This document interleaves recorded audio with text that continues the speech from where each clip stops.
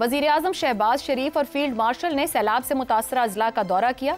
अपने खिताब में वजीर आजम ने आबी गुजरगाहों में कायम तजावुजात, टिम्बर माफिया और गैर कानूनी माइनिंग को जानी नुकसान की बड़ी वजह करार देते हुए जिम्मेदारों के खिलाफ सख्त कार्रवाई का ऐलान किया। वजीर आजम ने कहा कि पाकिस्तान को एक सख्त रियासत के तौर पर काम करना होगा जहाँ कोई कानून से बाला तर ना हो। तजावुजात के खिलाफ हम सबको तहरीक चलाना होगी। खैबर पख्तूनख्वा और गिलगित बल्तिस्तान में हालिया सैलाब ने ऐसी तबाही मचाई है कि पूरा मुल्क लर्ज उठा। सैकड़ों अफराद जान से गए, बेशुमार जख्मी हुए और अरबों रुपए के इमलाक, सड़कें, पुल, मवेशी और फसलें पानी में बह गईं। लेकिन क्या ये सब कुछ बारिश या मौसमियाती तब्दीली का नतीजा है या फिर हमारी इज्तिमाई नालायकी, माहौलियाती जराइम और कई दहाइयों पर मुहित लापरवाही का नतीजा? अरसा हो चुका जब दरख्तों की कटाई मुनज़्ज़म अंदाज में शुरू हुई, जब बासर तबकात ने कोहिस्तान, एबटाबाद और मानसहरा जैसे इलाकों के जंगलात उजाड़ दिए। आज भी टिम्बर माफिया सरगर्म है, जंगलात उजाड़ कर अरबों कमाता है और अवाम हर साल सैलाब और लैंडस्लाइडिंग का अजाब सहते हैं, जबकि माली मफादात के लिए पहाड़ों के कटाव के वाकयात भी किसी से ढके छुपे नहीं। खैबर पख्तूनख्वा हुकूमत ने खुद सुप्रीम कोर्ट में रिपोर्ट जमा करवाई है कि 2024 में 60 लाख मुकब फुट लकड़ी कानूनी तौर पर काटी गई है, जबकि 1 लाख मुकब फुट गैर कानूनी तौर पर जब्त की गई। ये आदादो शुमार असल तबाही की सिर्फ झलक हैं, गैर कानूनी कटाई का कोई शुमार नहीं। जहां दरख्तों को काटकर पहाड़ों का लिबास छीना गया, तो वहीं दरियाओं के कुदरती रास्तों पर होटल, सड़कें और मकानात तामीर किए गए। पानी के बहाव को रोका गया और जब बारिश आई तो दरिया ने अपना रास्ता खुद बनाया, जो तबाही का रास्ता साबित हुआ। नतीजतन इंसानी जानों का ज़िया, अरबों का नुकसान और बुनियादी ढांचे की बर्बादी सामने आई। असल सवाल यह है कि टिम्बर माफिया को सियासी सरपरस्ती किसने दी, माहौलियाती कवानीन पर अमल क्यों ना हुआ और दरियाओं के रास्ते पर कब्जे किसकी सरपरस्ती में हुए? अगर अब भी दरख्त ना बचाए गए और आज़ाद ना किया गया तो आइंदा की तबाही नाकाबिले तसव्वुर होगी। इसी पर गुफ्तगू रहेगी इस सवाल के जरिए। खैबर पख्तूनख्वा और गिलगित बल्तिस्तान में सैलाबी तबाही, क्या माहौलियाती जराइम और दहाइयों की नालायकी को कुदरती आफत का नाम दिया जा सकता है? इफ्तिखार साहब, आज जो वज़ीर आज़म साहब ने गुफ्तगू की उसमें उन्होंने खुद बता दिया कि ये वजूहात हैं इस सारे नुकसान की। टिम्बर माफिया आपके ख्याल में अवाम के हाथों में है या हुकूमती ऐवानों की सरपरस्तों के साथ? टिम्बर माफिया ऐवानों में था, है और रहेगा। मैंने कल भी कहा, तबाही की एक तो अल्लाह तबारक ताला के से माफ़ी मांगनी चाहिए अपनी कोताहियों की, अपनी गलतियों की, लेकिन तबाही की दूसरी जिम्मेदारी गवर्नेंस का ना होना है। जब ये टिम्बर माफिया दरख्त काटता होता है तो उस जंगल के इंचार्ज को पता होता है कि कौन सा दरख्त कट रहा है। तो फिर वज़ीर आज़म ने तहरीक किसके खिलाफ चलवानी है? पता नहीं किसके खिलाफ चलानी है। ये सब बोधी बातें करते हैं। ये तमाम की तमाम सियासतदान इस बात को तस्लीम कर लें कि ये इन ओहदों पर फायज होने के बावजूद और मुल्क में कवानीन होने के बावजूद ये उन कवानीन पे अमल दरामद करवाने में नाकाम रहे हैं। खा वो एक गली का मसला हो, खा महल्ले का हो, एक बस्ती का हो, एक शहर का हो या एक पहाड़ का हो, हर पहाड़ी इलाके के अंदर कानून बना हुआ है कि टिम्बर माफिया को काबू करना है। तय किया जाता है कि कौन सा दरख्त गिरना है, कौन सा दरख्त की इजाज़त है, क्योंकि लोगों की प्रॉपर्टी है जंगलों की शक्ल में, तो उनको इजाज़त है कि किस किस्म का दरख्त वो काट सकते हैं। इसकी परमिशन बाकायदा लेनी पड़ती है, बाकायदा कवानीन है इसके लिए है। फॉरेस्ट एक्ट मौजूद है। सर, तो फॉरेस्ट एक्ट ये कहता है कि 1 साल में आप लाखों एकड़ मकब फुट दरख्त कानूनी तौर पर काट देंगे। मैंने तो कहा इसमें सारे शामिल हैं। प्राइम मिनिस्टर को आज नजर आ जाए तो मैं देखता हूँ प्राइम मिनिस्टर इसके मामले में क्या फैसला करता है। प्राइम मिनिस्टर तो कर नहीं सकता, फिर मसला वो आ जाएगा सूबे का। सूबे के जो फॉरेस्ट मिनिस्टर है उसको जवाब देना चाहिए इस सवाल का। और दूसरी बात है कि ये जो शजरकारी के नाम पे मजाक हर साल होता है, अगर मैं इसको गिन लूँ तो पाकिस्तान में जो जंगलात का रकबा है ये कम से कम 15 या 18% होना चाहिए।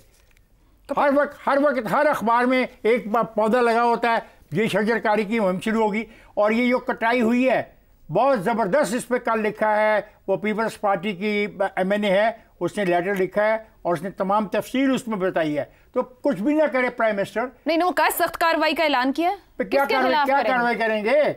हाँ, जो भी वजारतें हैं चाहे सूबाई हैं उन्हें कहें कि रिपोर्ट से तो सुप्रीम कोर्ट में रिपोर्ट जमा हुई जिसको हम बाबा मेरे बात सुनो, रिपोर्टों से कुछ नहीं होता, कुछ नहीं बनेगा। ना रिपोर्टों से कुछ होता है ना वजारतें जिनके पास है वहां कुछ हो सकता है। इदारे खुद है ना, क्या तरीका है ना, गवर्नेंस करें जो कानून में। नहीं, गलत बात नहीं करो, कानून में जो लिखा है सजा दो। कानून में लिखा हुआ है, एक महकमा बनाया है, महकमे को तनख्वाह देते हो, ठीक हो गया, महकमे को खैरात देते हो, एक कानून बना हुआ है, उस कानून पे अमल दरामद करवाओ। अगर अमल दरामद नहीं करवा सकते तो ये तुम्हारी नालायकी है। मैं इसको कहता हूं कि गवर्नेंस का इशू है। वजीर आजम साहब तो बहुत कुछ आज कह रहे हैं। जैगम साहब, ये 60 लाख मकब फुट लकड़ी काटी गई, सुप्रीम कोर्ट में रिपोर्ट जमा करवाई गई 2024 से मुतालिका, ये कानूनी तबाही है, कौमी जुर्म है, और वजीर आजम साहब अवाम को कह रहे हैं आओ तहरीक चलाएं। ये अब इसका हम क्या करें सर? आयशा, पाकिस्तान में जो जंगलात हैं सिर्फ 5% है रकबे का, और कहा जाता है कि आपके पास 25% होने चाहिए। लेकिन पाकिस्तान के इस हिर्स के मारे ताकतवर लोगों को दरख्त नहीं नज़र आते, उनको नोट नज़र आते हैं दरख्तों की शक्ल में। इस्लामाबाद के आसपास जंगलात हैं, मैं जाता रहता हूँ, देखता रहता हूँ क्या क्या तरीके, क्या क्या गुर, क्या क्या नुस्खे इस्तेमाल होते हैं उन दरख्तों को काटने के। जंगलात को आग लगाई जाती है, 100 फुट का दरख्त होता है, नीचे में 1 फुट उसका जल जाता है। इस बहाने से पूरे का पूरा दरख्त और सैकड़ों हज़ारों दरख्त इस बहाने से काट कर बेच दिए जाते हैं। और पख्तूनख्वा के तो हालात ही और हैं, इसलिए कि अल्लाह ने उसको जंगलात दिए भी बहुत हैं, और ये प्रिस्टीन फॉरेस्ट हैं, ये वो कीमती फॉरेस्ट है जो कुदरत का बहुत बड़ा तोहफ़ा है, और पूरा इसके साथ इकोसिस्टम वाबस्ता है, पूरे का पूरा एक माहौल है, वहाँ एक फ्लोरा है, एक फाना है, उसके अंदर पौधों की भी एक पूरी दुनिया है और जानदारों की भी एक पूरी दुनिया है, और वो सब कुछ ख़त्म हो रहा है। और वो माहौलियाती नाइंसाफ़ी जो हमें पूरी दुनिया में एक तरफ नज़र आती है कि किस तरह मगरबी दुनिया ने इस ज़मीन के माहौल को अपने लालच की भीड़ चढ़ाया, और आज सिर्फ 1% माहौल में कंट्रीब्यूट करने वाला, पोल्यूशन में कंट्रीब्यूट करने वाला मुल्क पाकिस्तान सबसे ज़्यादा उसकी बात सह रहा है। फिर देखिए, सिर्फ जंगलात की बात नहीं है, आप इस गवर्नेंस के बड़े स्ट्रक्चर को भी देखिए जिसमें लोग ब्रंट इसका ले रहे हैं, ये कुछ भुगत रहे हैं। देखिए, जब ये शुरू हुआ है तो जहां वो ताकतवर मुल्क उन्होंने मिटिगेट करना था और वो नहीं कर रहे, कि अपना वो फुटप्रिंट कम करें, पोल्यूशन कम करें, वो नहीं कर रहे, तो हमने जो अडाप्ट करना था कि अब ये मुसीबत आ गई है तो उसको साथ कैसे अडाप्ट करें, उसके लिए जो कुछ करना था अवाम के साथ वो नहीं किया गया। आपको एक एक घर में अब तालीम की ज़रूरत होगी।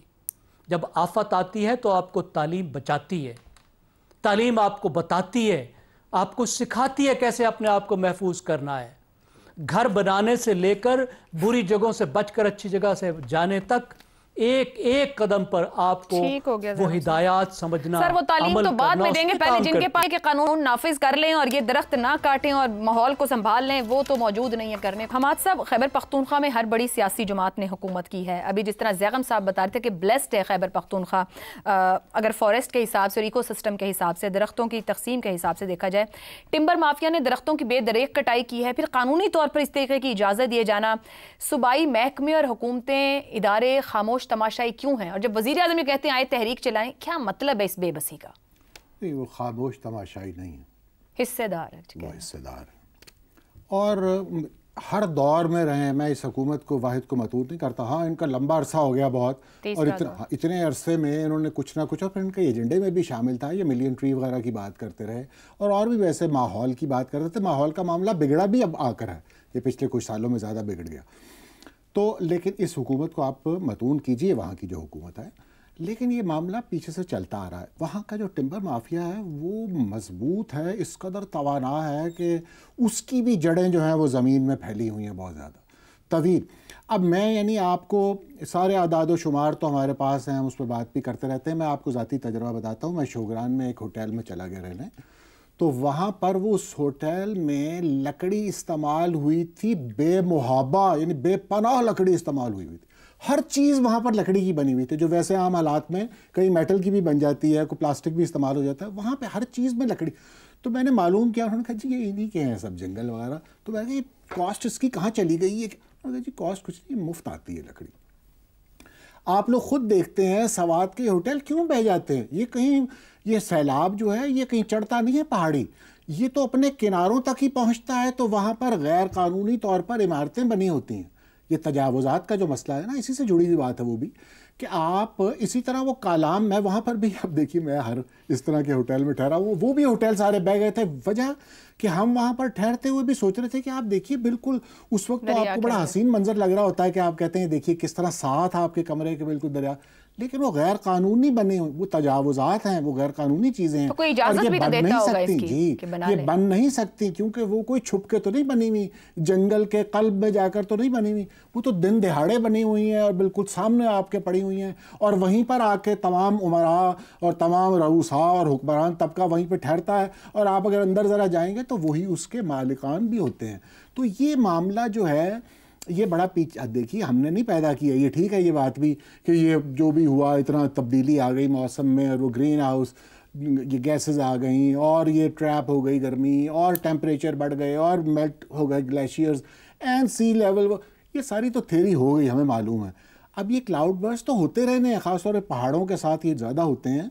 तो इसको अब निपटने का जो हमारे इख्तियार में बात है, ये फ्लैश फ्लड वगैरह, ये तबाही बढ़ेगी इससे, और ये हम तो इसको कुछ हमारे पास तरीका नहीं है, हम किसी के पास भी नहीं है कि यूं आप चुटकी में ठीक तहरीक चलाएंगे ना। तहरीक नहीं, तहरीक तो हम मजाक करेंगे, हम इस पे एक लंबा सिलसिला है, फिर वही बात है, रिजॉल्व चाहिए, तय करेंगे। जंगल तो एक रात में नहीं उगाना, ना ही इसी तरह गवर्नेंस, इसी तरह आपने अगर ये नकासी है, आपका निज़ाम एक दिन में तो नहीं बनना, तजावुजात खत्म करना, इसके कानून पे अमल कराएंगे तो बनेगा। ये इस तरह तो ये कुछ भी नहीं इसमें से होने लगा, और ये मामला सिर्फ बिगड़ सकता है, अब इससे आगे और कोई रास्ता नहीं। रज़ा रूमी साहब, क्लाइमेट चेंज कह देना या फिर ये कहना कि तबाही आ गई है, कुदरती आफत कह देना, ये असल मुजरिमों को जिसे कहें कि जिम्मेदारी से बचा, इस पे उनके ऊपर जिम्मेदारी डालने से बचाने की कोशिश ही कहा जा सकता है। फिर